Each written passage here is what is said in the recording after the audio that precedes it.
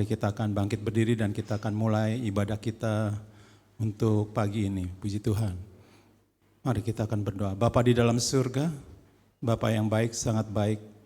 Kembali kami menghampiri Engkau pada pagi ini dan mengucap syukur atas perlindungan-Mu pada kami sepanjang malam tadi. Dan pada pagi ini kami datang kepadamu Tuhan untuk menyembah dan memuji besarkan nama-Mu. Dan kami mau Tuhan Engkau tolong kepada kami Tuhan. Biarlah kuasa Roh-Mu ada bersama dengan kami Tuhan. Dan biarlah Tuhan Engkau tolong acara ini mulai dari awal ini sampai pada akhir sebentar. Semua dapat berjalan dengan baik Tuhan. Karena Engkau ada bersama dengan kami. Kuasa Roh-Mu ada di tengah-tengah kami. Dan biarlah Tuhan Engkau juga mau tolong pada mereka yang malam perjalanan menuju tempat ini. Engkau menjaga dan melindunginya Tuhan, supaya mereka boleh beribadah bersama-sama dengan kami. Dan biarlah kami serahkan semua ke dalam tangan-Mu. Di dalam nama Tuhan kami Yesus, Juru Selamat dan Penebus kami sudah menaikkan doa kami dan mengucap syukur. Biarlah kita semua yang percaya mengatakan, amin, amin. Mari. Shalom. Shalom. Puji nama Tuhan, kita bersyukur pada pagi hari ini kita masih diberi kesempatan untuk kita boleh beribadah. Mari kita mau bawa pujian kita yang terbaik buat Tuhan Yesus, karena Dia yang layak, karena kasih-Nya tidak berkesudahan dalam kehidupan kita, amin. Sebelum kita mulai pujian kita, boleh kasih senyum kiri kanan, katakan Tuhan Yesus baik. Kasih senyummu yang terbaik buat Tuhan. Amin. Mari saya undang untuk bangkit berdiri. Kita mau mulai puji-pujian kita. Kita mau naikkan pujian kita.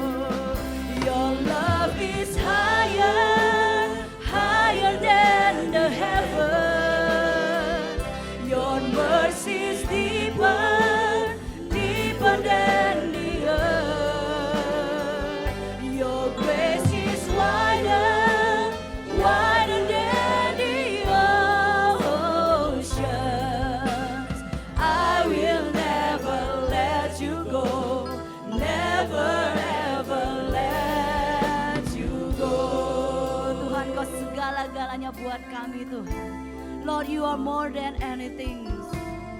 Lord, you're more than anything. You're more than gold, more than anything. Lord, you're everything to me. I will never let you go. I will never let you go, never ever let you go. Your love is higher.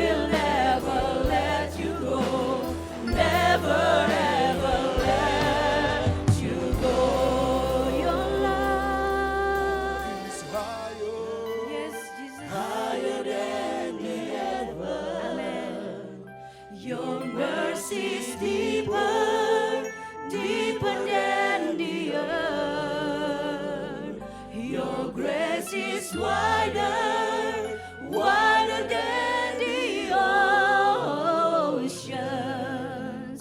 I will never let you go, never ever let. Mari Bapak Ibu Saudara angkat tangan kita di hadapan Tuhan.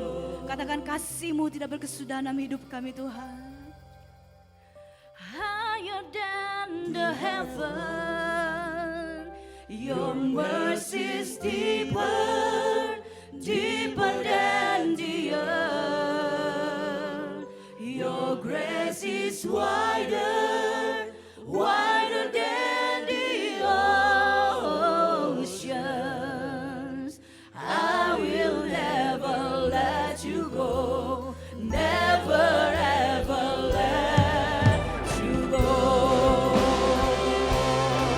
Your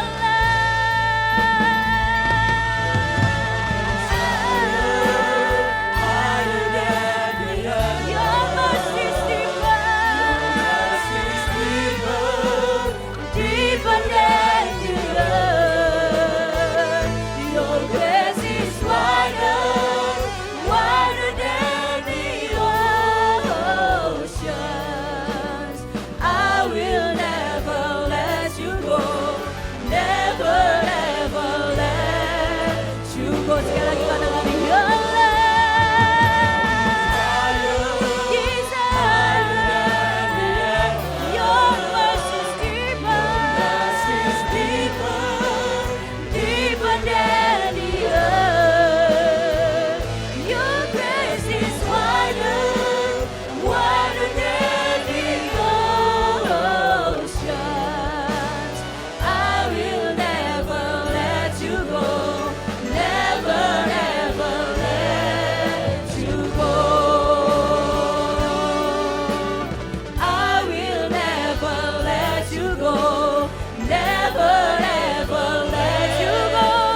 I will never let you go, never ever let you go. Berikan sorak-sorai kemuliaan buat Tuhan Yesus. Amin. Haleluya. Mari jemaat Tuhan menaikkan pujian ini. Kita renungkan sama-sama pujian ini. Tak terukur kasih-Mu Tuhan. Haleluya. Mari naikkan pujian ini dengan lembut. Kita renungkan betapa besar kasih Tuhan dalam kehidupan kita. Terima kasih Tuhan. Kita bisa mampu membalas kasih-Mu dalam hidup kami Tuhan. Haleluya Yesus. Terima kasih Tuhan. Haleluya. Sekali lagi katakan terukur kasih-Mu Yesus. Haleluya Yesus.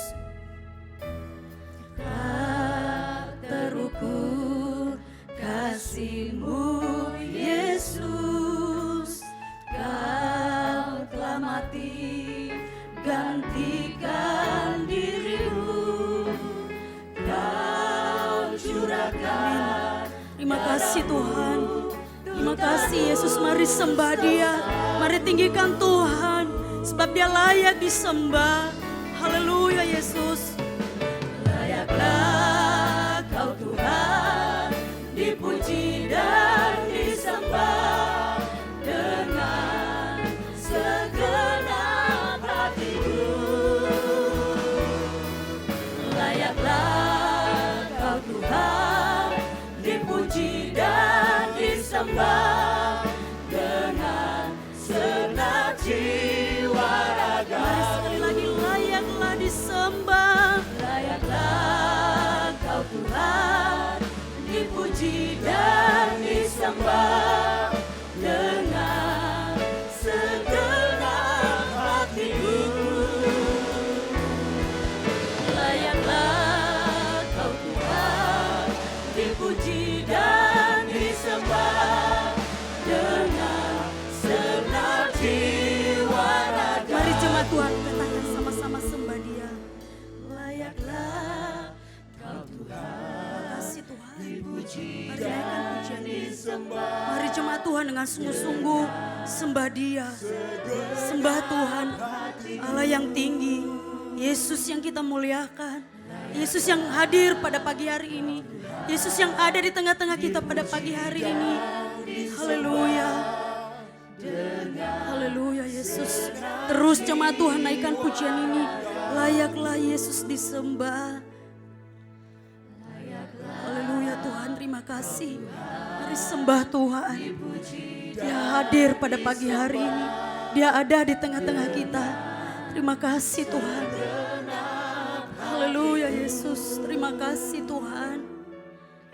Layaklah Kau Tuhan, dipuji Yesus disembah dengan Haleluya Tuhan. Haleluya, mari kita sembah Dia. Kita datang kepada Tuhan pada pagi hari ini. Haleluya, kita boleh mengingat setiap kebaikan Tuhan. Cinta Tuhan yang boleh mengalir dalam kehidupan kita. Dia telah mati di kayu salib. Darahnya tercurah buat kita. Haleluya, begitu besar kasih Tuhan di dalam kehidupan kita. Dia rela mati, dia rela memberikan hidupnya buat kita semua yang hadir pada pagi hari ini. Haleluya, mari naikkan pujian syukurmu kepada Tuhan.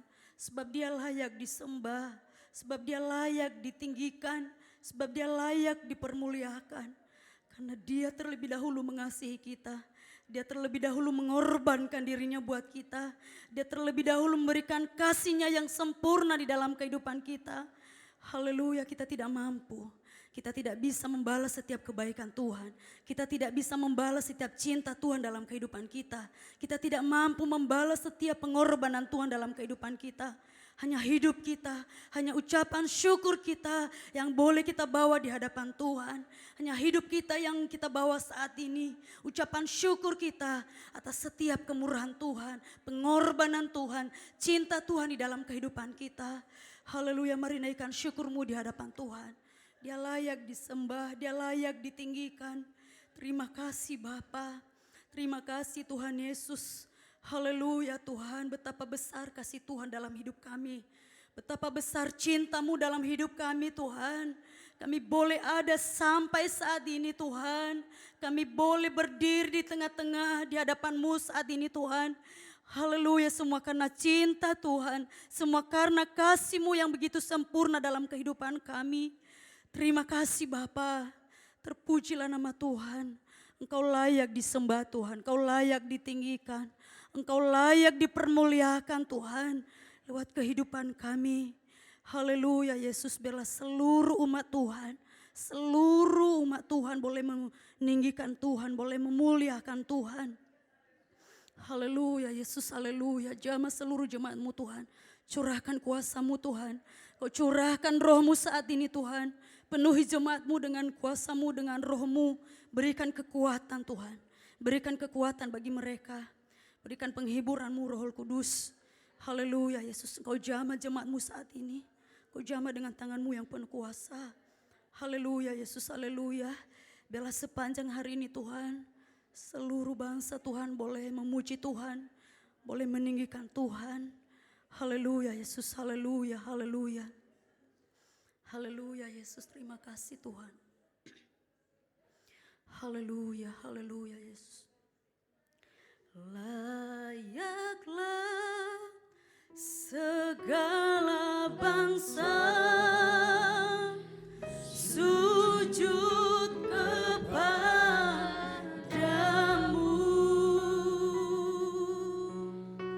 Sebab Kau Allah yang kudus, layak disembah. Mari naikkan pujian ini, layaklah Tuhan.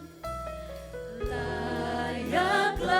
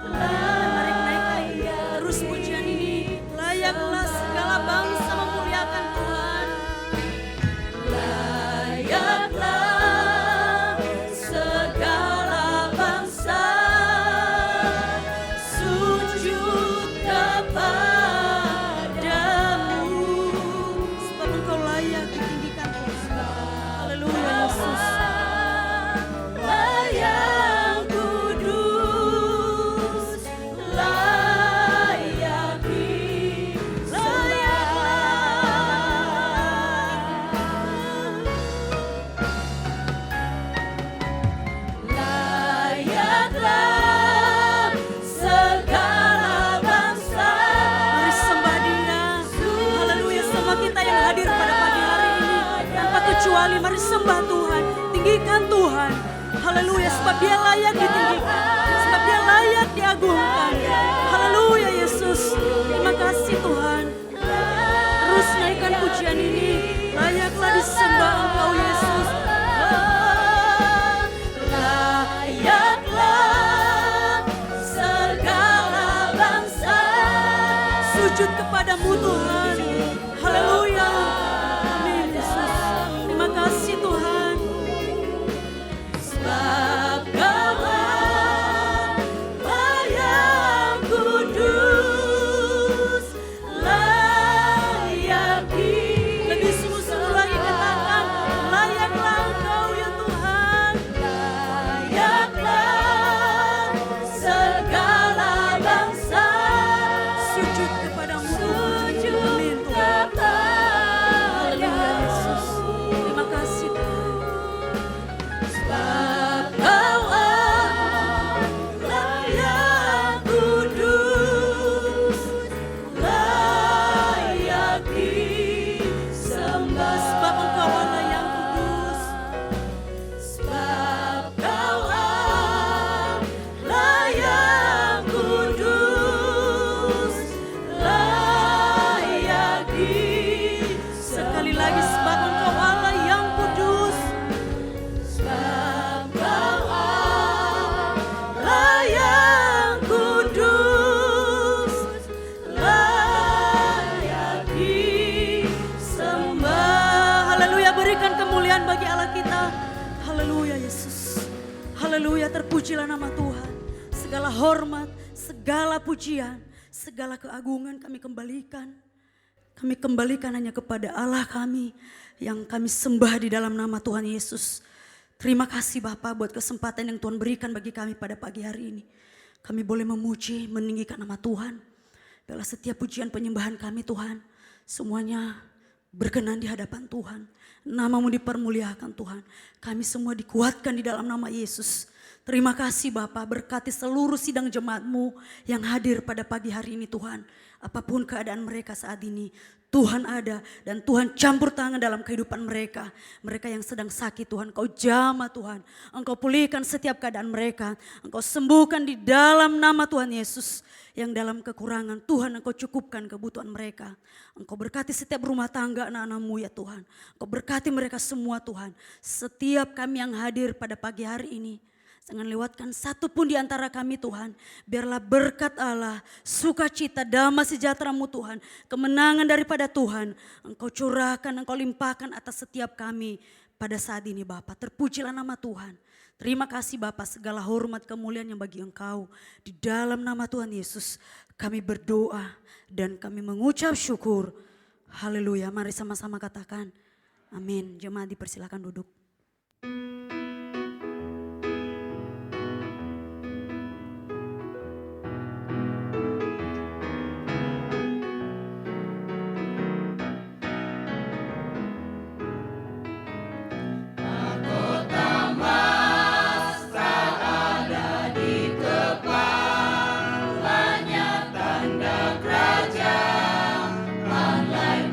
Tiada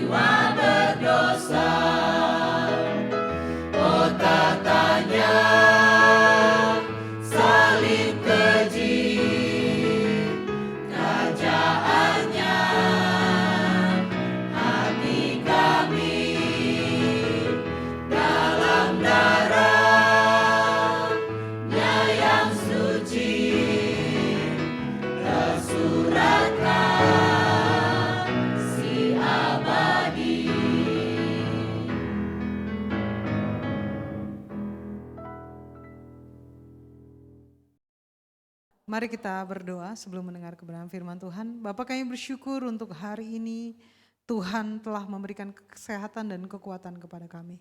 Hari ini kami mau belajar banyak mengenai kebenaran firman Tuhan.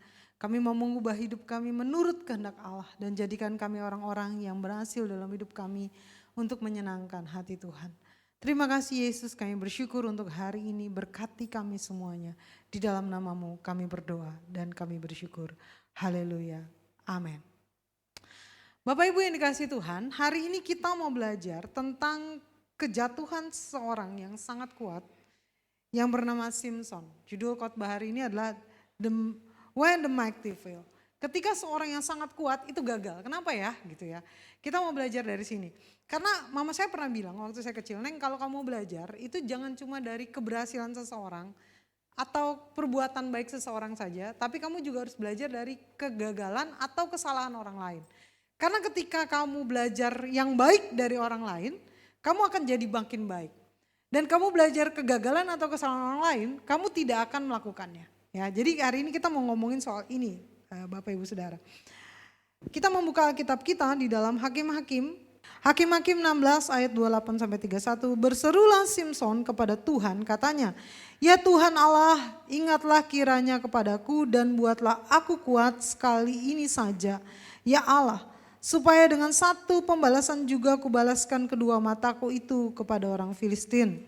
Kemudian Simpson merangkul kedua tiang yang paling tengah penyangga rumah itu, lalu bertopang kepada tiang yang satu dengan tangan kanannya dan kepada tiang yang lain dengan tangan kirinya. Berkatalah Simpson, "Biarlah kiranya aku mati bersama orang-orang Filistin ini."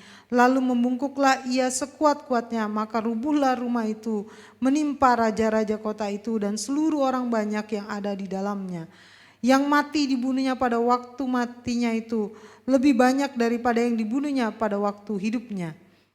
Sesudah itu datanglah ke sana saudara-saudaranya dan seluruh keluarganya. Mereka mengangkat dia dan membawanya dari sana, lalu menguburkannya di tanah Zora dan Esitaol, di dalam kuburan Manoah ayahnya.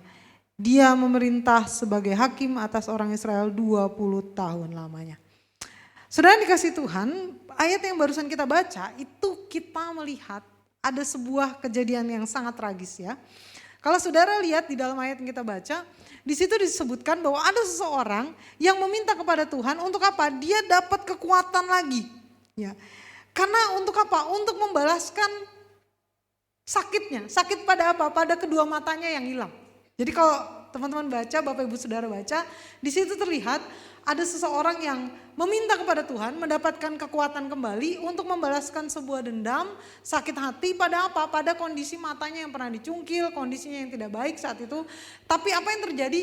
Dia merubuhkan sebuah tiang yang sangat besar dan ketika tiang itu rubuh itu menimpa raja Filistin. Dan orang yang melakukan itu bernama Simpson. Bapak Ibu Saudara, kita belajar dulu, kita kenal dulu Simpson itu siapa sebenarnya. Simpson itu siapa? Simson itu adalah seorang nazir Allah ya, sejak lahir. Nazir itu apa? Orang yang datang ke bumi dikhususkan Allah untuk sebuah misi. Kenapa? Karena dalam Hakim-Hakim 13 ayat 1 sampai 5, kalau kita baca di situ dinyatakan bahwa sudah lama bangsa Israel ini jatuh ke dalam tangan Filistin. Kenapa? Karena bangsa Israel ini banyak berbuat dosa.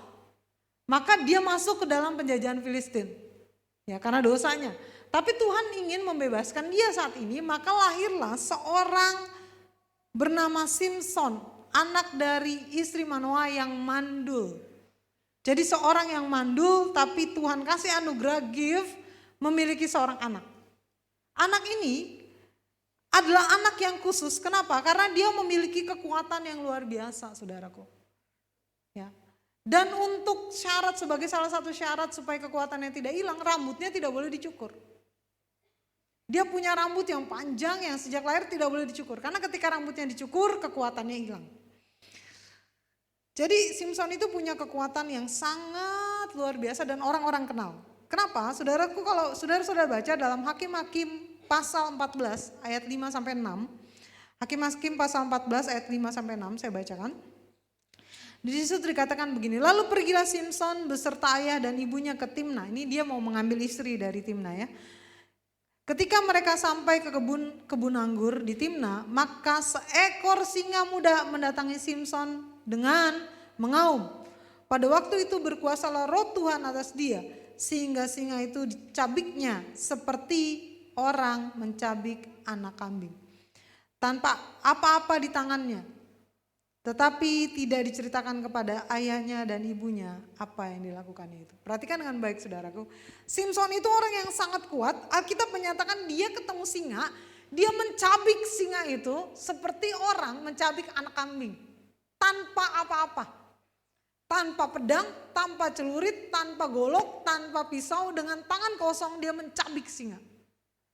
Bapak Ibu bisa bayangin ini singa loh. Ini bukan anak kambing. Ini adalah seekor binatang buas yang bisa membunuh manusia. Baik dengan cakar maupun giginya yang tajam. Tapi Simson tanpa apa-apa. Ya, tanpa membawa apapun mencabik singa itu sampai mati. Bahkan dalam Hakim-Hakim 15 ayat 14 sampai 15. Hakim-Hakim 15 ayat 14 sampai 15 berkata begini. Setelah ia sampai di Lehi dan orang-orang Filistin mendatangi dia dengan bersorak-sorai, maka berkuasalah roh Tuhan atas dia dan tali-tali pada tangannya menjadi seperti batang rami yang telah habis dimakan api dan segala pengikatnya hancur tanggal dari tangannya. Kemudian ia menemui sebuah tulang rahang keledai yang masih baru, diulurkannya tangannya, dipungutnya dan dipukulnya mati 1000 orang dengan tulang itu. Perhatikan ya. Kita tahu dia kuat, dia bisa membunuh singa muda tanpa senjata dan hanya dengan tulang rahang ya, keledai, dia bisa membunuh berapa? 1000 orang Filistin. Wow. Orang yang sangat kuat, luar biasa. Ini beda banget dengan cerita di akhir cerita yang kita lihat dia tertangkap dan menderita ya saudaraku. Lalu kemudian bahkan juga ada dalam Hakim-Hakim pasal 16 ayat 3.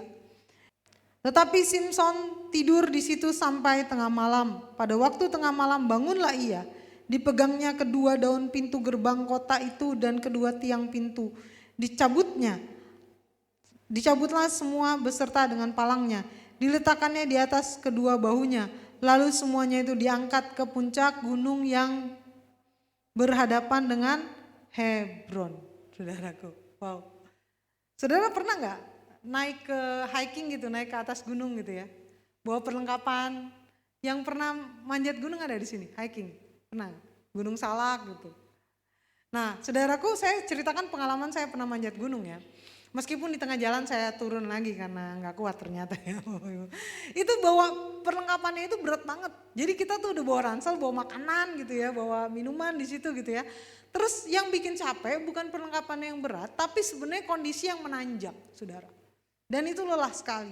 Kalau kita gak latihan, padahal waktu itu saya latihannya bisa 3-4 bulan itu untuk bisa naik gitu ya. Tapi begitu capek. Cuma Simson, Bapak Ibu lihat ya, Simson itu bawa gerbang kota Gaza. Bayangin gerbang kota yang besar dibawa kemana? Naik ke atas gunung. Kita bawa tas ransel aja gak kuat. Dia bawa gerbang kota Gaza naik ke atas gunung. Wow. Bahkan di akhir hidupnya tadi kita sudah baca ya. Simson merobohkan gedung yang besar dan menewaskan 3.000 orang termasuk raja-raja di dalamnya.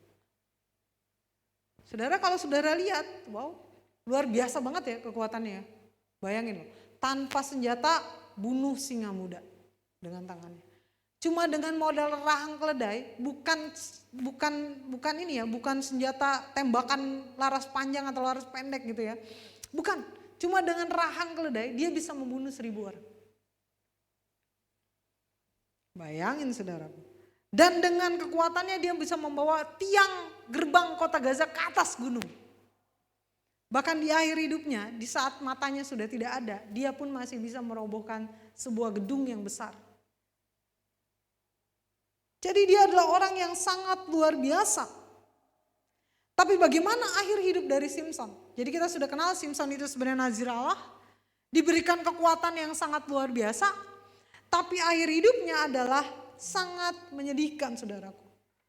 Pertama, sebelum masuk ke dalam kejadian yang kita baca di awal tadi, Simson diceritakan dalam Hakim-Hakim pasal 16 ayat 21 berkata Simson itu matanya dicungkil dan dibelenggu dengan 2 rantai tembaga.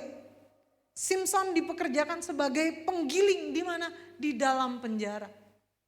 Jadi kalau saudara-saudara baca di akhir tadi yang Simson merubuhkan sebuah gedung, itu enggak di situ cerita kesedihannya. Kesedihannya terjadi beberapa waktu yang cukup lama. Di mana? Di penjara. Dalam kondisi gimana? Dia tertangkap saat itu dan matanya dicungkil. Saudaraku bisa bayangin kedua matanya dicungkil. Dia masuk ke dalam penjara dan ketika dalam kondisi yang enggak sehat seperti itu, enggak normal seperti itu, penglihatannya tidak ada, dia pun harus tetap bekerja sebagai siapa? Sebagai penggiling. Kalau saudara lihat gambarnya, itu menggiling padi, gandum atau apapun yang sangat berat. Dan dia lakukan dalam kondisi mata yang sudah tercungkil.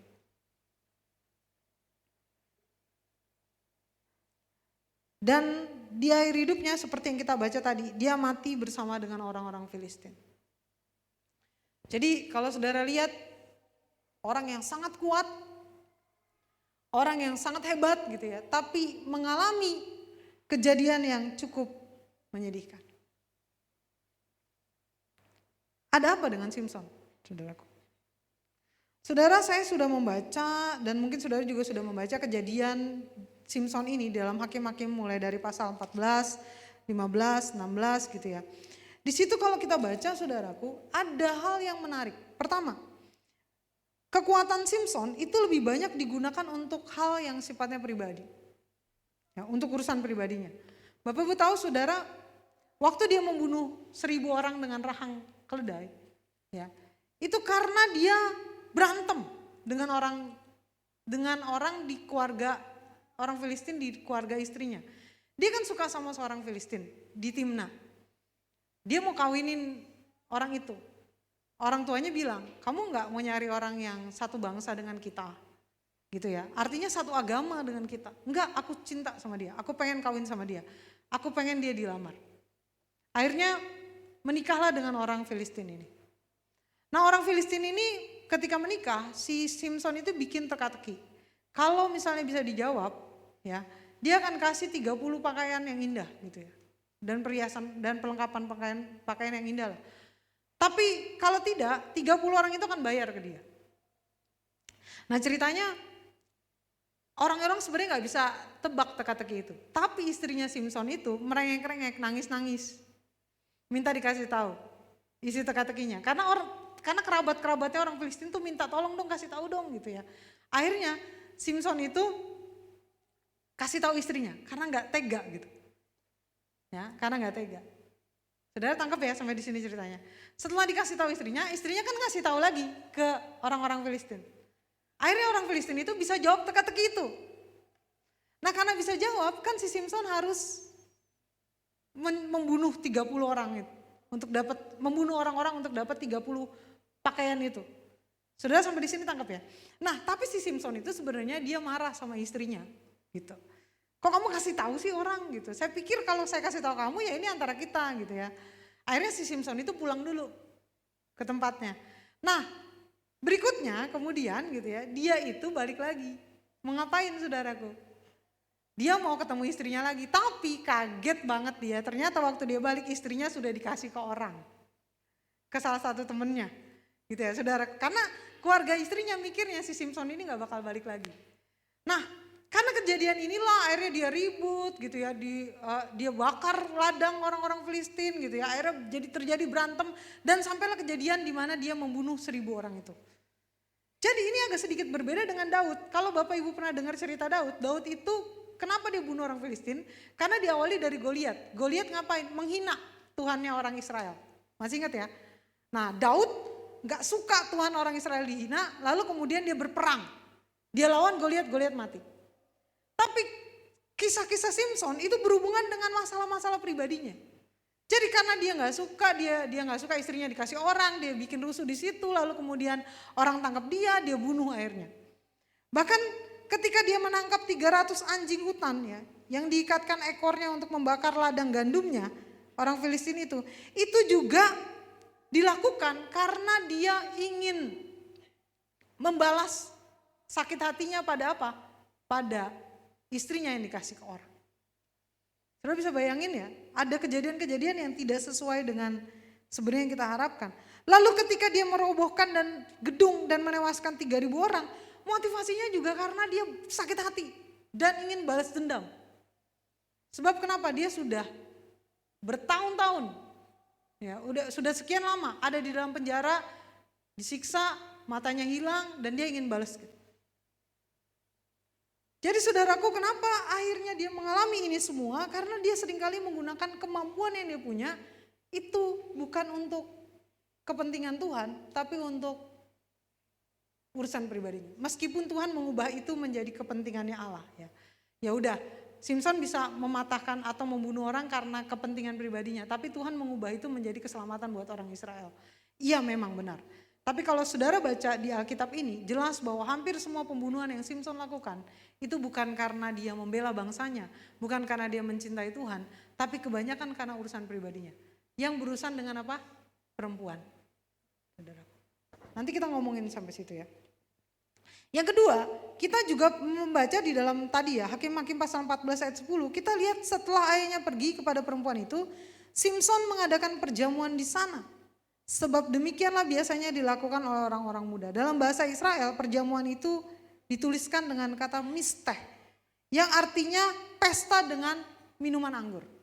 Padahal dalam bilangan 6 ayat 1-4 dikatakan nazir Allah. Jadi orang yang dipilih Allah itu gak boleh minum anggur. Tapi dilakukan juga. Jadi dia melakukan sesuatu yang tidak berkenan. Yang ketiga, Simpson menikah dengan orang di luar bangsa Israel. Ya, tadi kita sudah lihat bahwa ketika ke Timna dia jatuh cinta dengan orang itu, lalu kemudian hidup dengan orang itu. Padahal Ulangan 7 ayat 3-4 di situ menjelaskan orang Israel itu tidak menikah dengan orang di luar bangsa Israel. Supaya kenapa? Tidak terjadi pengaruh. Pengaruh apa? Sinkritisme, ajaran, penyembahan berhala dan sebagainya. Maka untuk dimurnikan orang Israel diharapkan menikah dengan orang Israel juga. Gitu. Tapi dia menikah dengan orang yang bukan Israel. Itulah kenapa tadi bapak ibunya menegur. Kamu gak mau nikah dengan orang yang satu bangsa aja sama kita. Kenapa? Karena pengaruhnya nanti itu tuh. Berhala, agama yang tidak sesuai dengan kebenaran firman. Gitu ya. Jadi tapi dia menikah. Dan kalau saudara lihat, pernikahannya itu membawa dia pada kehancuran-kehancuran. Nah ini nanti poin yang kita mau ambil ya saudara. Terus kemudian Simpson juga pernah berzinah dengan pelacur. Dalam Hakim 16 ayat 1 disitu dikatakan pada satu kali ketika Simpson pergi ke Gaza. Dilihatnya di sana seorang perempuan sundal, lalu ia menghampiri dia. Jadi itu yang dilakukan Simpson. Ketika dilihat perempuan sundal itu pelacur, Simpson menghampiri. Kata menghampiri itu artinya tidur dengan perempuan itu, bukan menghampiri. Hai, apa kabar? Gitu ya. Gimana kabarnya? Enggak gitu saudara konteksnya. Tapi dia tidur dengan pelacur. Ya. Yang kelima, saudaraku, kelemahan Simpson yang lainnya adalah Simpson itu sangat lemah terhadap perempuan. Tadi kita lihat ya, saudara, di dalam penjelasan saya yang saya bilang soal teka-teki, saya bacakan apa isi rayuan kepada istrinya kepada Simpson sampai Simpson kasih tahu isi teka-teki itu. Hakim-Hakim 14 ayat 16 berkata demikian. Hakim-Hakim 14 ayat 16 berkata demikian. Lalu menangislah istri Simpson, gara-gara gak dikasih tahu nih. Itu sambil memeluk Simpson katanya, engkau benci saja kepadaku dan tidak cinta kepadaku. Suatu teka-teki kau katakan kepada orang-orang sebangsaku, tetapi jawabannya tidak kau beritahukan kepadaku. Sahutnya kepadanya, Simpson yang bilang ya, sedangkan kepada ayahku dan ibuku tidak ku beritahu, masakah kepada engkau akan ku beritahu? Ayat 17, tetapi istrinya itu menangis di sampingnya selama ke-7 hari. Mereka mengadakan perjamuan itu. Pada hari yang ke-7 diberitahukannya kepadanya karena ia merengek-rengek kepadanya. Kemudian perempuan itu memberitahu jawaban teka-teki itu kepada orang-orang sebangsanya. Perhatikan dengan baik, ketika Simpson bikin teka-teki, dia bahkan gak kasih tahu jawabannya kepada papa mamanya. Tapi istrinya itu merengek-rengek setiap hari, masa kamu gak kasih tahu aku setiap hari. Dan Simpson lemah sampai dikasih tahu teka-teki itu jawabannya. Itulah kenapa akhirnya Simpson kalah dan dia harus cari 30 pakaian itu. Maka dia pergi untuk membunuh orang. Kenapa? Untuk menjarah dan memberikan pakaian itu. Gara-gara apa? Gara-gara lemah pada perempuan. Pasti teman-teman pernah, Bapak Ibu Saudara juga pernah mendengar sebuah game di sekolah minggu. Simpson kalau sweet lawan Delila, Simpson kalau sweet lawan singa, siapa yang menang? Siapa yang menang? Simpson lawan singa, siapa yang menang? Simpson. Ya. Simpson lawan singa, menang Simpson. Singa lawan Delila, menang siapa? Singa lawan Delila, menang siapa? Singa. Jadi kalau di situ kita udah tahu ya, ternyata Simpson itu lebih kuat dari si Delila sebenarnya. Karena Simpson aja ngalahin singa kan. Singa ngalahin Delila, harusnya Simpson itu lebih kuat dari Delila. Iya kan? Tapi waktu sweet, Simpson lawan Delila, siapa yang menang? Nah, kenapa? Itu masalahnya. Kenapa begitu? Yuk kita ngomongin Delila sekarang. Delila itu siapa? Delila itu istri keduanya Simpson. Kalau Bapak Ibu Saudara ingat tadi, saya sudah bilang ya. Waktu dia menikahi orang Timna, kan dia bikin teka-teki. Dia gak mau ngasih tahu istrinya kan, tadinya. Istrinya nangis-nangis. Akhirnya dikasih tahu, istrinya kasih tahu orang sebangsanya. Akhirnya Simpson harus bunuh orang untuk dapat hadiahnya. Sampai di sini tangkap ya. Simpson agak sedikit ngambek, dia pulang ke tempatnya. Tapi beberapa waktu kemudian ketika dia balik, dia kaget istrinya sudah dikasih ke temennya. Sampai di sini tangkap ya. Jadi sudah berakhir kisah cinta dengan perempuan Timna itu. Kisah cinta berikutnya dimulai dengan seorang yang bernama Delila. Yang terkenal banget ini. Nah, lemahnya di mana? Hakim-Hakim 16 ayat 16 berkata begini. Hakim-Hakim 16 ayat 16 berkata demikian. Lalu setelah perempuan itu berhari-hari merengek-rengek kepadanya dan terus mendesak dia, ia tidak dapat lagi menahan hati sehingga mau mati rasanya. Ini merengek-rengek soal apa sih? Tadi kan sudah nih merengek-rengek soal jawaban teka-teki. Kalau ini merengek tentang apa sih Delila? Ini istri Delila ya. Bukan istri yang pertama nih. Jadi istri yang pertama merengek-rengek minta kasih tahu soal teka-teki. Sekarang istri kedua menikah dengan istri kedua merengek-rengek lagi. Ibu-ibu jangan suka merengek-rengek ya di rumah ya. Jadi istri kedua ini merengek-rengek lagi. Nah pertanyaannya merengek buat apa? Saudara, istri kedua itu sebenarnya tanpa si Simpson tahu, sebenarnya dia seperti mata-mata buat orang Filistin. Agent. Jadi nikah dengan Simpson tapi dia sebenarnya mata-mata. Supaya apa? Mengungkapkan apa sih Ya, apa sih kunci kekuatan dari Simpson? Gitu. Jadi setiap hari dia merengek-rengek, kenapa, kasih tahu dong kamu kuat, kenapa sayang, aku kan istrimu gitu ya. Simpson itu kuat kan ya saudaraku ya, kuat ya. Bunuh singa tanpa senjata. Bunuh orang-orang untuk dapetin hadiah teka-teki. Bunuh 1.000 orang Filistin dengan rahang keledai. Bahkan bunuh 3.000 orang Filistin waktu itu di satu gedung. Kuat kan ya, tapi saya bacain sekali lagi nih. Lalu setelah perempuan itu berhari-hari menengek padanya dan terus mendesak-desak dia, ia tidak dapat lagi menahan hati sehingga mau mati rasanya. Wow, inilah yang saya bilang when a mighty fail. Ketika seorang yang kuat gagal, kenapa? Karena ada kelemahannya. Bayangin orang yang begitu kuat, siapa yang datang bisa dibunuh sama dia, saking kuatnya. Bahkan dia juga mengangkat tadi apa? Tiang Gaza ke atas gunung, bunuh ribuan orang.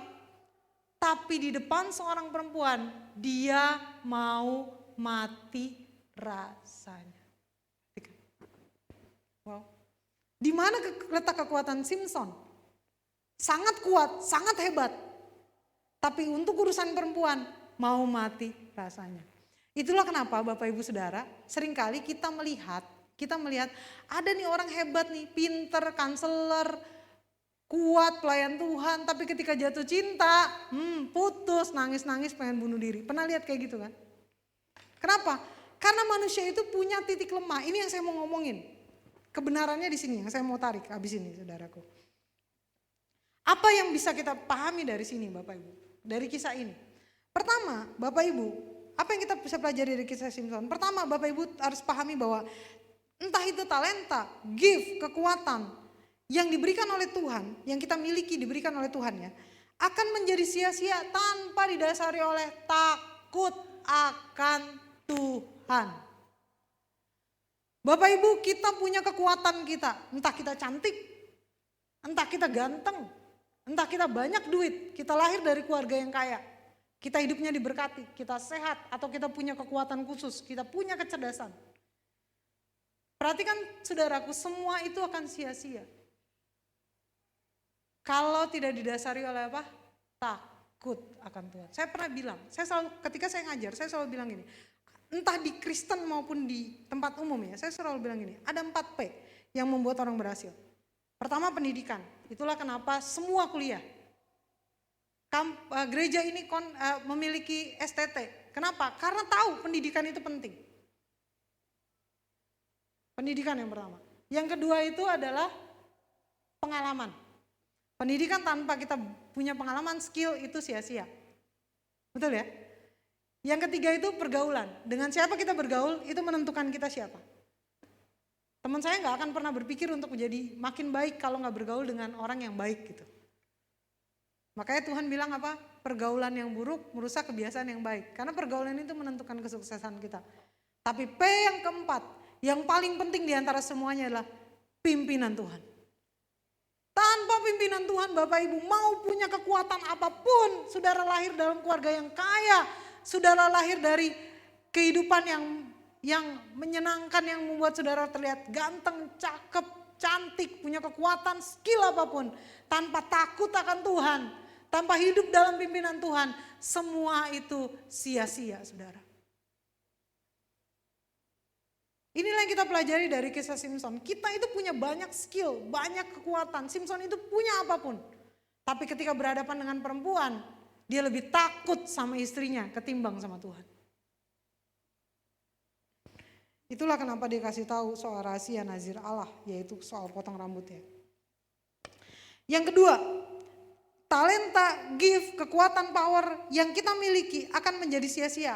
Ya, kalau pertama tanpa takut akan Tuhan. Kalau yang kedua akan jadi sia-sia kalau nggak digunain untuk kemuliaan nama Tuhan. Sia-sia kalau nggak digunain untuk kemuliaan nama Tuhan. Jago nyanyi, tapi ketika saudara diajak, ayo kita melayani Tuhan, enggak deh. Berapa banyak orang-orang yang akhirnya menggunakan kekuatannya, kemampuannya bukan untuk kemuliaan nama Tuhan. Jago desain, Ngebantu gereja bikin flyer nggak mau, tapi bikin ijazah palsu. Bikin surat palsu, bikin tanda tangan palsu. Saudaraku, wow. Kita dikasih gift sama Tuhan, uang yang melimpah, harta yang banyak, tapi kita nggak gunain untuk kemuliaan nama Tuhan. Digunain untuk apa? Judi. Judi online, slot. Teman saya kehilangan ratusan juta itu judi online. 1 minggu 40 juta. Dia pikir nanti dapat lagi. Sebulan habis 200 juta. Punya duit tapi nggak untuk kemuliaan nama Tuhan. Pakai buat apa? Mabuk. Pakai buat apa? Dugem. Kenapa? Karena nggak gunain untuk kemuliaan nama Tuhan. Kita punya tubuh yang cantik, wajah yang ganteng, nggak untuk kemuliaan nama Tuhan, tapi dipakai untuk hal-hal yang tidak berkenan. Teman-teman saya tidak usah sebutkan, tapi teman-teman tahu bahwa ada banyak orang gunain kecantikan tubuhnya untuk hal yang tidak memuliakan Tuhan. Jadi semua yang kita miliki Bapak Ibu, Saudara, itu sia-sia kalau nggak takut akan Tuhan dan nggak gunain untuk kemuliaan nama Tuhan. Sampai di sini Bapak Ibu clear ya? Nah, yang ini yang saya mau bahas agak panjang lebar, Bapak Ibu. Dari kisah ini juga, yang ketiga, kita belajar bahwa setiap manusia itu punya shadow. Shadow itu apa ya? Dalam bahasa psikologi artinya adalah sisi gelap manusia, sisi terdalam kegelapan manusia. Nah, Bapak Ibu, kita semua punya shadow-nya masing-masing. Oh, saya tidak akan selingkuh. Saya tidak akan selingkuh, saya bukan orang yang suka selingkuh. Karena itu bukan shadow kita. Tapi saya orang yang mungkin korupsi. Gitu. Jadi orang tuh punya shadow yang apa ya, yang beda-beda. Oh mungkin saya nggak korupsi, gitu ya. Saya kuat soal duit, tapi saya pengen dapat pujian dari orang, gitu. Jadi ada orang yang shadownya masing-masing. Ada yang shadownya uang, ada yang shadownya cinta, ada yang shadownya pengen dipuji orang, sakit hati lihat orang seneng. Shadow itu sisi gelapnya manusia. Dan perjuangan kita seumur hidup adalah mengalahkan sisi ini. Bapak Ibu firman Tuhan berkata begini dalam Lukas 4 ayat 13. Ketika Yesus selesai dicobai, di situ dikatakan sesudah iblis mengakhiri semua pencobaan itu, ia mundur daripadanya dan menunggu waktu yang baik. Saya mau kasih tahu soal waktu yang baik. Ya. Waktu yang baik itu adalah waktu yang tepat dengan shadow kita. Saudara, kalau kekurangan kita ini nggak bisa memegang amanat, menjaga duit dengan baik. Ini belum waktu yang baik kalau kita belum dipercayakan jadi bendahara. Betul ya? Misalnya saya ini punya kelemahan nih, saya bisa korupsi nih karena saya suka nih. Kalau dari kecil ya, kalau misalnya mama saya suruh saya beli apa gitu, saya markup harganya. Misalnya beli minyak harganya 10.000, saya bilang 15.000 mah gitu. Jadi sebenarnya saya tahu nih, saya tuh lemah di duit gitu ya. Nah sekarang nih, bisa gak saya jatuh ke dalam dosa duit? Belum. Kenapa? Karena gak dikasih pegang. Karena gak dikasih kepercayaan pegang. Jadi belum jadi shadownya kita. Belum waktunya yang baik nih. Menurut Alkitab ini nih, dijelasin. Kapan waktu yang baik? Menurut iblis ya, waktu yang baik. Ketika ya Pak Andrew bilang, Bu Rode, ini kas uang ini ibu yang pegang ya. Wah, di situ di dalam rekening saya masuk duit, anggaplah 10 juta. Udah, disitulah waktu yang baik buat iblis. Menyerang kita, karena udah berhubungan sama shadow. Pakai dulu aja, nanti gampang diganti, kan gitu kan. Aduh handphone hilang nih, mau beli yang baru gak ada. Harga barunya 5 juta, pakai aja duit yang dititipin Pak Andrew gak apa-apa. Nanti gampang kok diganti, ntar kalau lebaran, Natalan kan dapat THR, ganti, pakai. Pas dapat THR, nih perhatikan, orang itu kalau dapat uang, bukan mau bayar utang, tapi mikirnya mau beli apa. Jadi bukannya gak bisa bayar, tapi gak mau bayar. Pas dapat THR, bukannya mikir nih, gantiin duit yang 5 juta yang udah dipakai, malah mikir, mau beli apa ya. Akhirnya uang itu kepake, 10 juta habis kepake. Ngutang kan 10 juta. Pas ditanya sama Pak Andrew uangnya gak ada. Itu shadow. Nah si Simpson ini shadownya adalah perempuan. Kok bisa kayak gitu Kak? Bu, ini perhatikan ya. Dalam istri yang pertama, kan dia juga kalah ketika dirayu-rayu. Betul ya? Kasih tahu dong isi teka-teki itu. Kamu mah gak cinta sama aku, kamu gak sayang sama aku. Kan istrinya ngomong kayak gitu kan. Terus dikasih tahu gak? Dikasih tahu. Istri yang pertama dia kayak gitu. Ke istri yang kedua, begitu juga si Delila. Sampai di situ dibilang apa? Mau mati rasanya. Simpson bilang, makanya dikasih tahu juga letak kekuatannya adalah di rambutnya. Habis itu yang terjadi adalah si Delila kasih tahu ke orang Filistin. Orang Filistin tangkap dia. Ketika tidur dicukur rambutnya, kan udah gak ada kekuatan, ditangkap. Itulah kejadiannya kenapa sampai dia masuk penjara, dicungkil matanya dua-dua di situ. Dipekerjakan jadi penggiring gara-gara istrinya kasih tahu. Kelemahannya di rambut. Pas tidur dicukur rambutnya. Pas disergap, pas bangun kekuatannya udah hilang karena rambutnya udah gak ada. Maka ketangkeplah dia, masuk ke dalam penjara, dicungkil matanya. Dipekerjakan sebagai penggiring. Sampai akhirnya dia balas dendam. Di akhir dari kisahnya. Saudara, begitu. Jadi kelemahannya itu perempuan.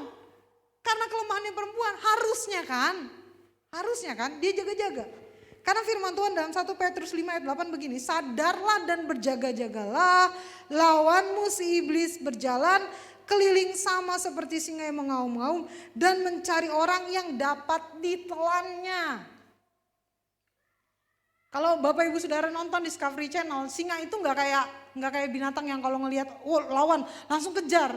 Dia akan mengintai semak-semak, tempat-tempat yang tinggi yang nggak kelihatan oleh mangsanya, dia ngintai dulu.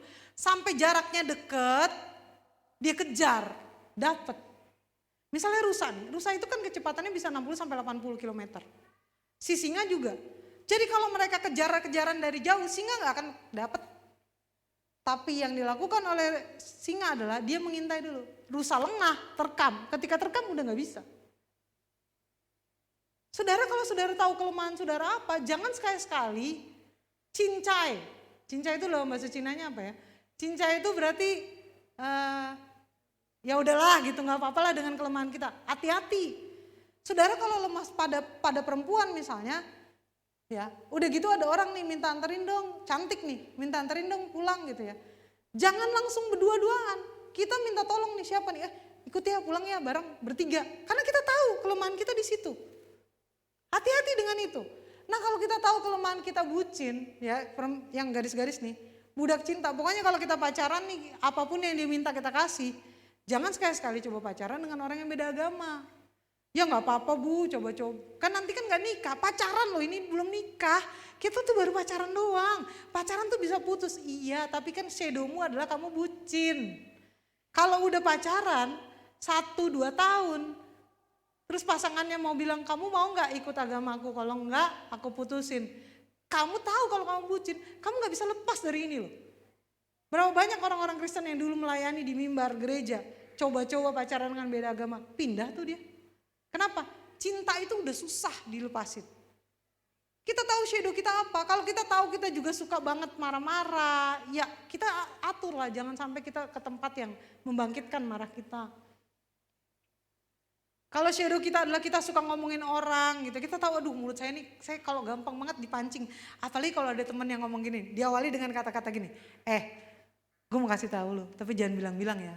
Nah, diawali dari situ tuh. Kalau kita tahu kita lemah di situ, kita kabur lah, saudara. Yusuf ketika digoda sama istri Potifar, yang dia lakukan itu the best. Dia kabur. Kalau orang udah mulai ngomongin orang, kita coba alihkan aja yang lain. Karena kalau kita dengerin, kita cenderung iyain. Dan lama-lama kita jadi ikut ngomong. Saudara, kita semua punya kelemahan, saya pun punya, saya tahu kok shadow saya apa. Yang mungkin saya bisa jatuh ke dalam dosa kalau saya gak jaga. Saudara juga punya semua. Saudara tahu apa yang bikin saudara lemah. Semua tahu. Nah sekarang pertanyaannya adalah mau gak kita seperti firman Tuhan ini. Sadarlah dan berjaga-jagalah.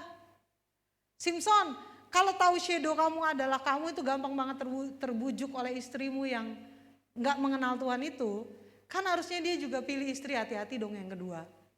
Karena shadow itu bisa menghancurkan kita, saudara. Kita ini semua punya kelemahan, hati-hati dengan kelemahan kita. Firman Tuhan berkata sadarlah, sadarlah. Sekarang Bapak Ibu renungin, apa ya kelemahan saya? Kalau kelemahan kita diduang lalu kemudian kita dipercayakan, kita boleh kok mengalihkan ke orang lain atau menyuruh pasangan kita yang memegang. Itu lebih aman. Atau kita tolak kalau kita gak yakin.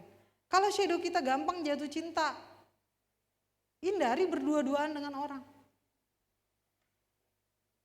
Kalau shadow kita adalah gampang berantem, hindari pertengkaran, hindari kita ribut dengan orang yang juga gampang berantem.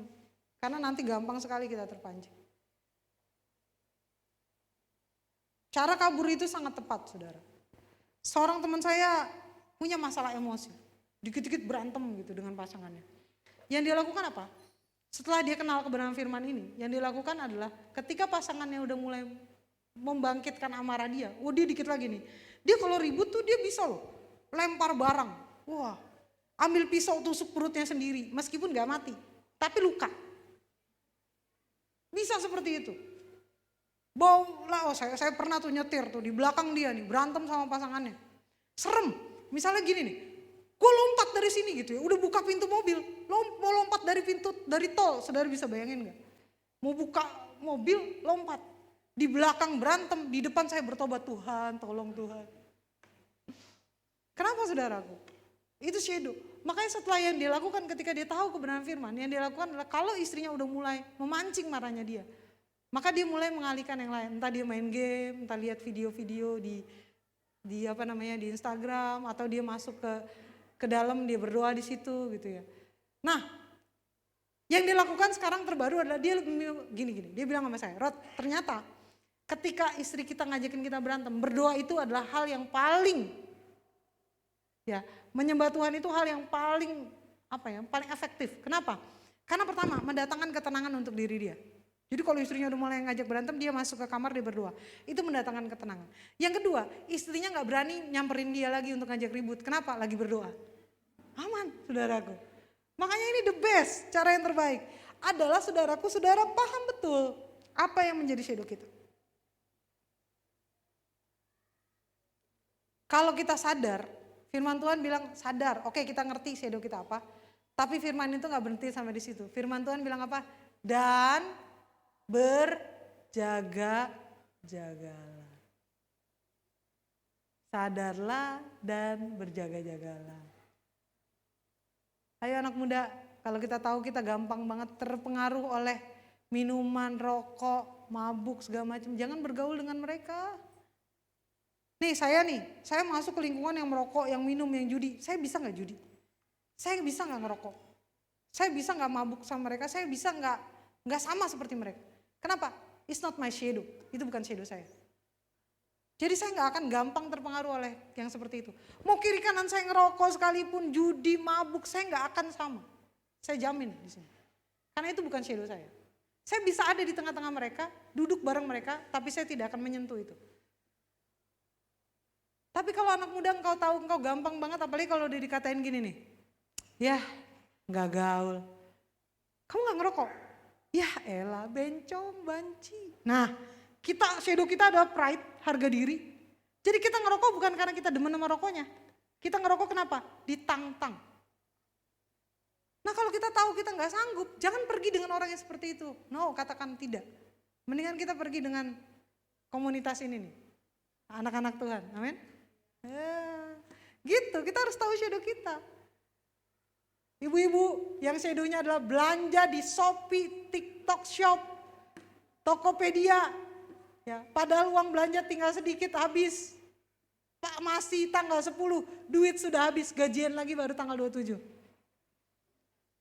Kalau shadow kita di situ, langsung uninstall Tokopedia, Shopee, TikTok Shop semua ya. Karena kenapa? Itu shadow kita. Hati-hati. Ini jangan dianggap remeh ya. Gara-gara ini juga saya baru mengkonseling orang yang mau cerai. Kenapa? Istrinya belanja mulu. Dia lihat istri saya enak nih, belakangan gak pernah ke mall. Iya gak pernah ke mall. Sekarang di TikTok live itu kayak di mall. Bisa gini, spill dong nomor 29, ditunjukin panci nomor 29. Panci masih banyak. Tapi beli lagi panci baru. Kenapa? Gara-gara nonton pameran di TikTok live. Bapak Ibu, ayo yang punya shadow-shadow kayak gitu, kita mulai nggak lihat. Kalau udah ada muncul nih di story gitu ya, apa di FYP gitu, oh ada live jual barang apa, langsung lewatin. Karena itu shadow kita. Pasti kita belanja. Cewek itu kadang-kadang bukan yang beli sesuatu bukan karena butuh, tapi lucu. Lucu, barangnya lucu ya beli. Itu shadow kita. Suami-suami, kalau shadow kita itu adalah perempuan-perempuan yang cantik, yang lebih menarik dari istri kita. Kalau teman-teman kita udah mulai, yuk main yuk, kita nongkrong yuk, ada temen gue nih cewek ikut gitu ya. Dan kita tahu itu kelemahan kita, mendingan gak jadi pergi. Jangan pikir selingkuh itu simpel ya. Kita nih, jangan pikir gini loh, oh kalau saya selingkuh, saya main dengan perempuan ini, istri saya tahu, istri saya akan bilang, oh gak apa-apa sayang, gak apa-apa kok, kan aku kenal Tuhan Yesus. Kalau kenal Tuhan Yesus tuh pasti ngampunin kok. Gak apa-apa, aku akan ampuni kamu. Ketahuan yang kedua juga aku akan ampuni lagi. Yesus ada di dalamku, aku akan mengampuni. No, tidak semudah itu. Ketika istri kita tahu, dia ngamuk duluan. Belum lagi ya, abis itu dia akan terbayang-bayang terus di otaknya. Suaminya nih, bapak-bapak saya mau kasih tahu, kalau kita udah ketahuan selingkuh sekali, kebebasan kita udah terbelenggu. Makanya jangan pernah selingkuh. Setelah itu istri kita mau pergi kemana, istri kita tuh takut bawaannya curigaan terus. Karena lukanya belum sembuh. Biasanya kita nongkrong sama teman-teman yang nggak ada ceweknya memang itu ya. Biasanya jujur-jujur aja nih, kita pulang jam 10, istri kita udah mulai, kamu ngapain? Sama siapa?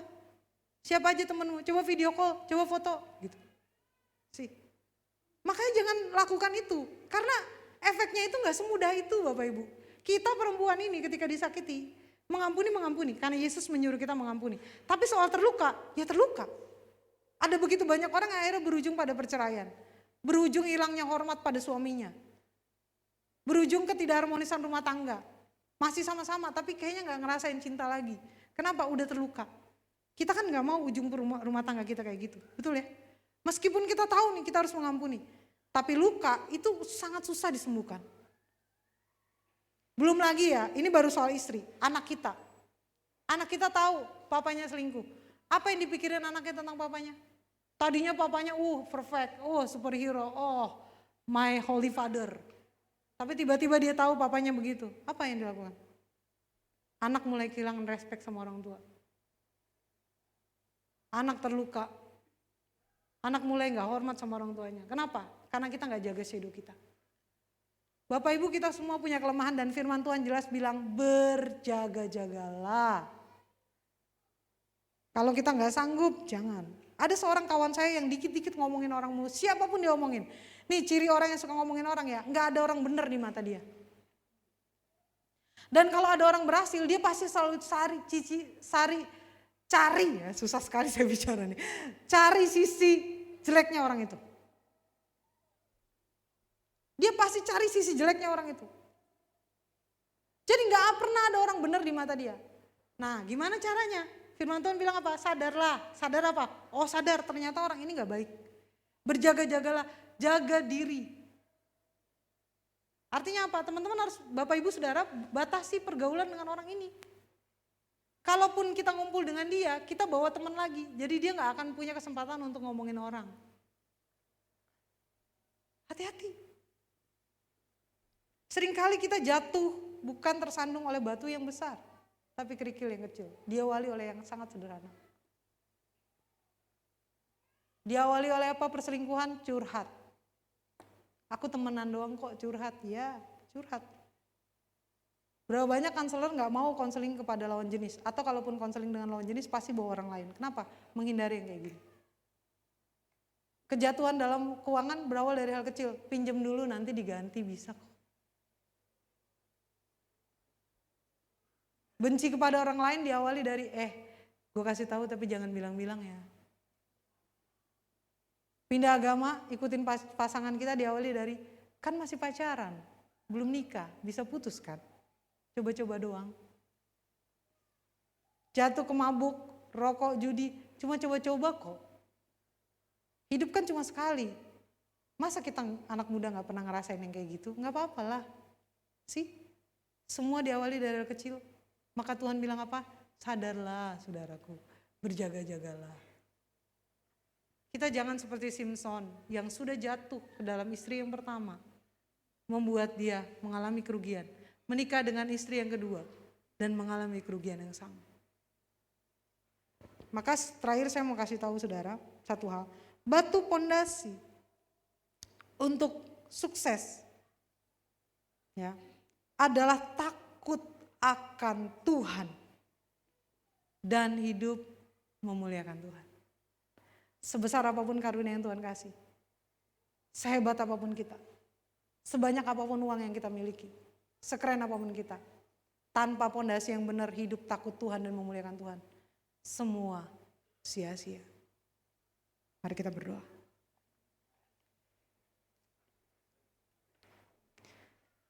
Tuhan, kami sudah belajar hari ini. Kami tahu ada begitu banyak yang kami pelajari. Kami tahu Tuhan ada begitu banyak kelemahan kami yang mungkin kami bisa jatuh ke dalam dosa. Kami bisa berkelahi, kami bisa mabuk mungkin, kami bisa rokok mungkin, kami bisa berjudi mungkin. Kami mungkin bisa jatuh ke dalam perselingkuhan atau masalah keuangan. Tapi hari ini Tuhan, di dalam nama Tuhan Yesus Kristus, ajar kami untuk menjaga diri kami. Dengan segenap hati dalam kelemahan kami. Kami tidak meneruskan kelemahan ini. Karena kami tahu Tuhan, ketika kami berbuat salah, kecil, tapi lama-lama itu akan menjadi dosa yang besar. Yang membawa kami pada kehancuran.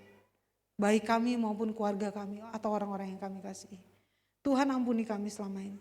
Kalau kami sudah mulai melakukan kesalahan-kesalahan, bawa kami kembali kepadamu. Ingatkan kami untuk menghancurkan shadow kami Tuhan. Kelemahan-kelemahan kami. Kami tahu Tuhan, kami tidak bisa tanpa Tuhan. Dan kami percaya Tuhan yang kasih kekuatan kepada kami. Tuhan, ubahkan kami. Jadikan kami seturut dengan kebenaran-Mu.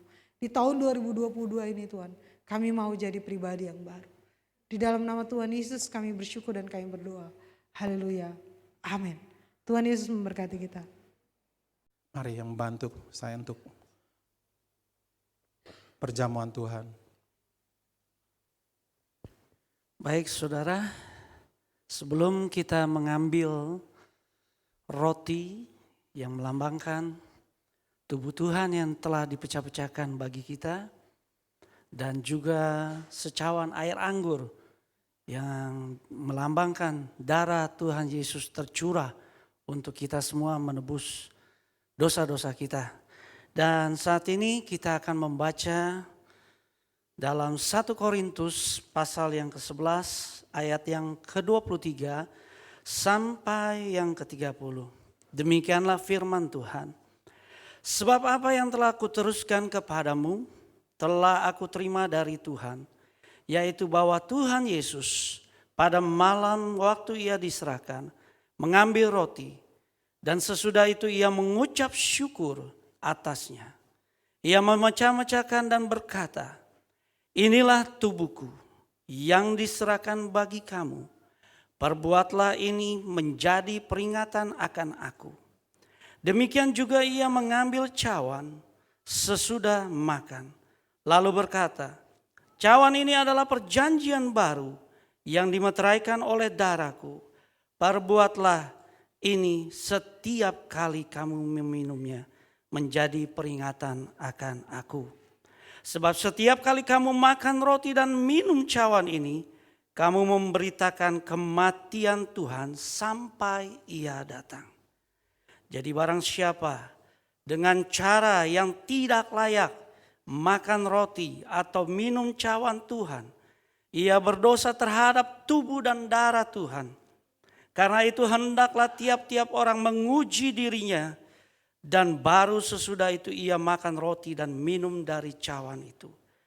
Karena barang siapa makan dan minum tanpa mengakui tubuh Tuhan, ia mendatangkan hukuman atas dirinya.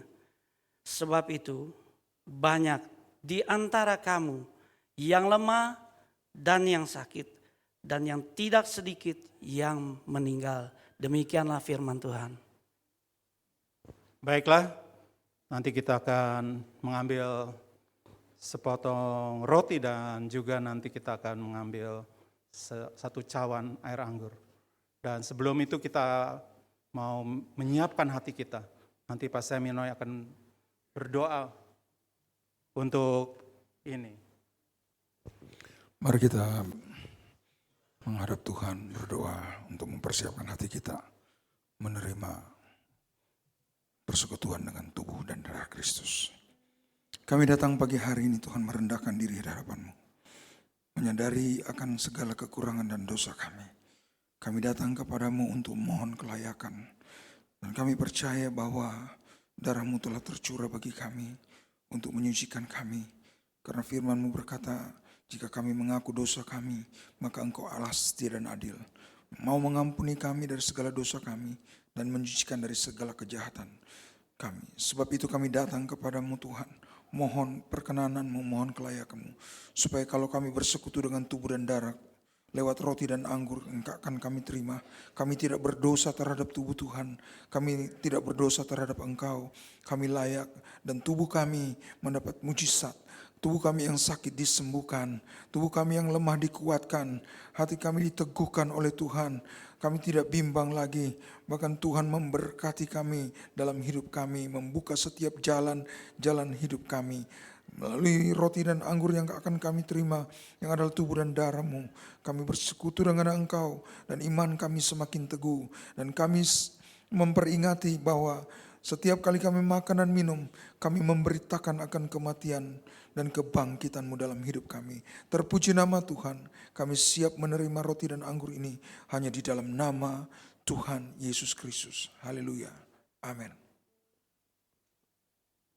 Baiklah, nanti kita akan dibagikan roti dan anggur. Biarlah kita mau memegang terlebih dahulu dan kita akan makan bersama-sama.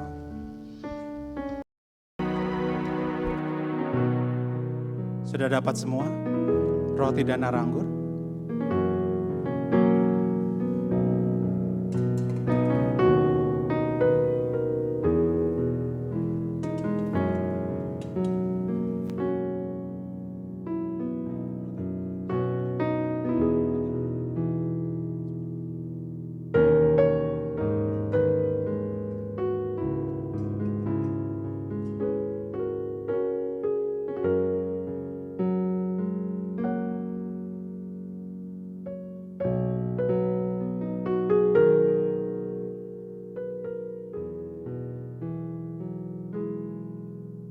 Kita akan bangkit berdiri semua.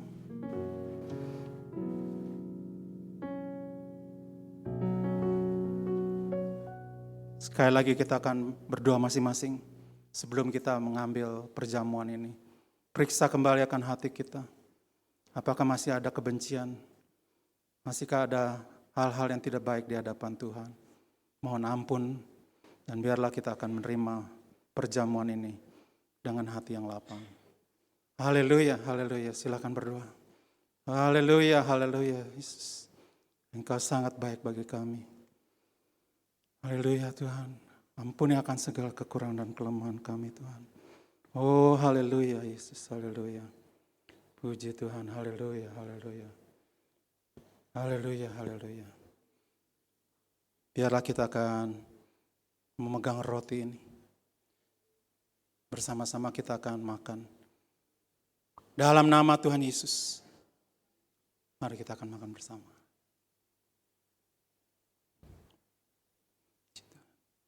Haleluya, haleluya Yesus. Puji Tuhan, puji Tuhan. Oh haleluya, haleluya. Mari Tuhan Engkau mau tolong pada kami semua pada pagi ini. Untuk menerima roti dan air anggur yang melambangkan tubuh dan darah-Mu Tuhan. Dan mari kita akan pegang, mengangkat cawan kita. Kembali kita akan berdoa. Biarlah Tuhan Engkau saja yang akan tolong. Supaya kami boleh menerima kebenaran firman-Mu. Mari kita akan minum bersama. Dalam nama Tuhan Yesus.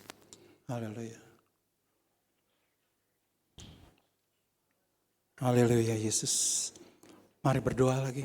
Silakan berdoa, mengucap syukur bahwa kita boleh menerima tubuh dan darah Yesus. Haleluya, haleluya Yesus.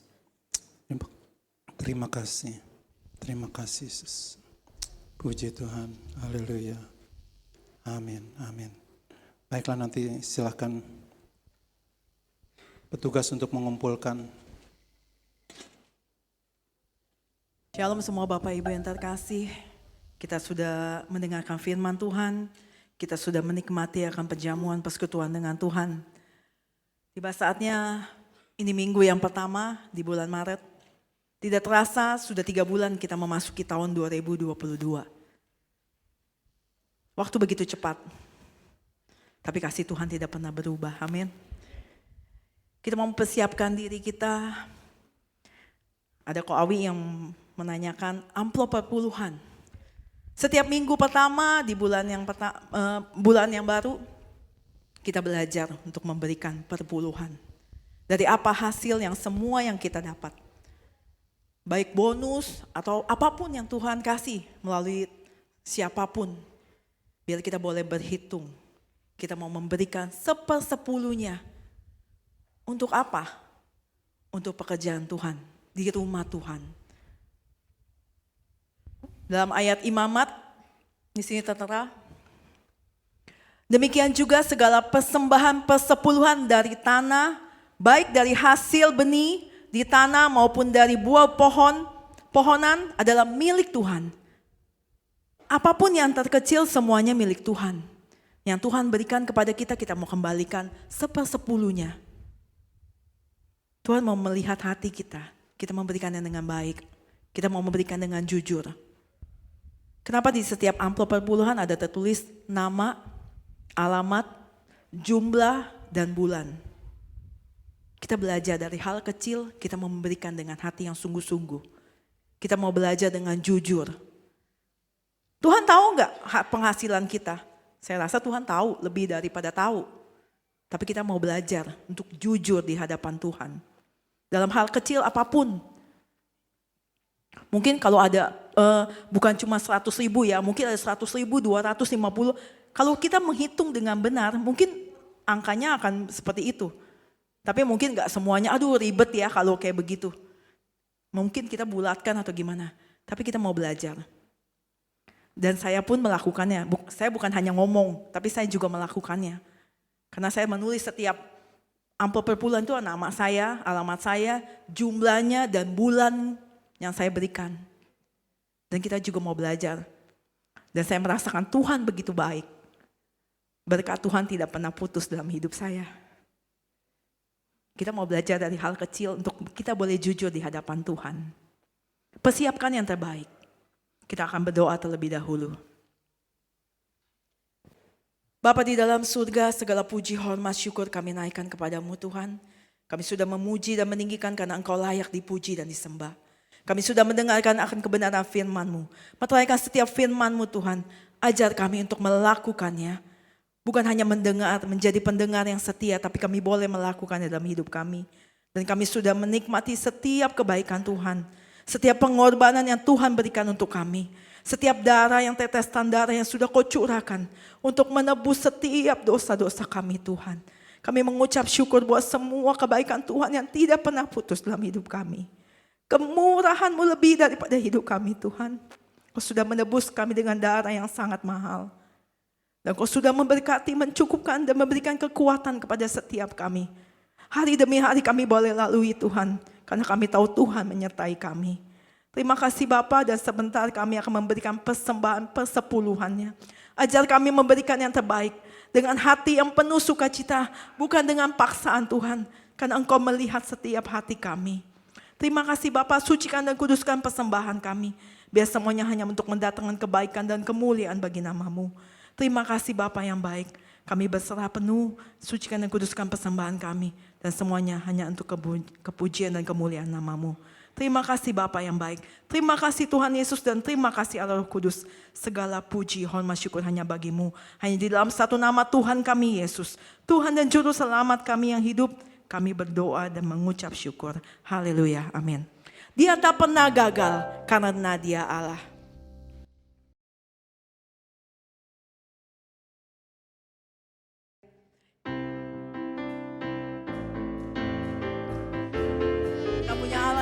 Pernah gagal, ya tak pernah gagal, karena Dia Allah, ya tak pernah lalai, Dia jamin firman-Nya, katakan sebab Dia Allah, Raja segala raja, kekuatanku, perisaiku, dan gunung batuku. Bersoraklah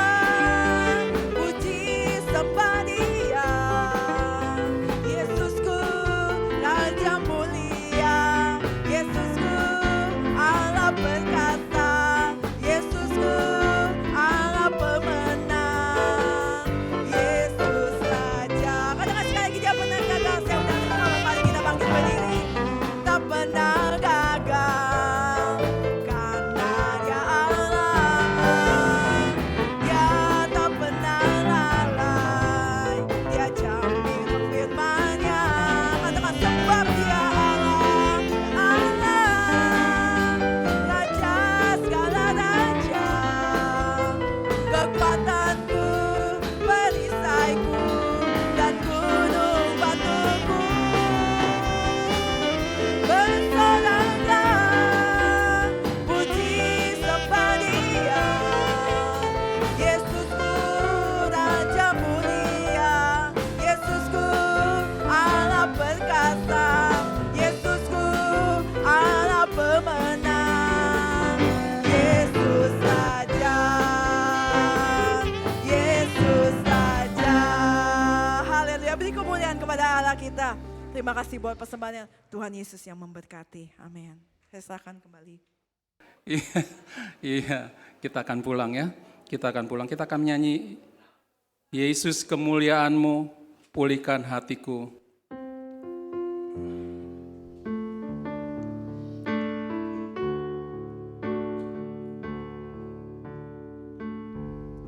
Yesus kemuliaan,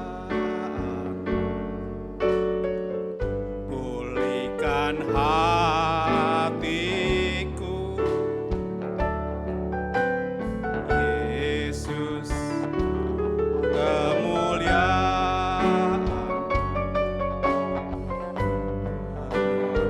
hidupku. Segala pujian, syukur bagimu. Kau hadir dalam hidupku. Kini ku datang sujud di hadapanmu, memujimu, menyembahmu. Yesus, ku menyembahmu.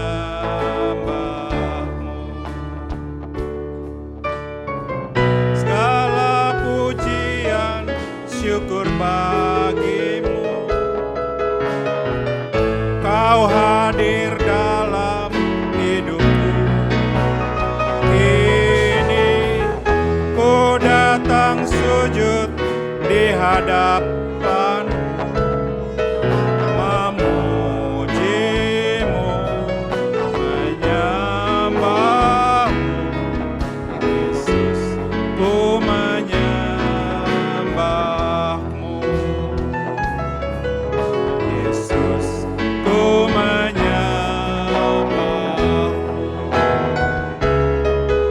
Yesus, ku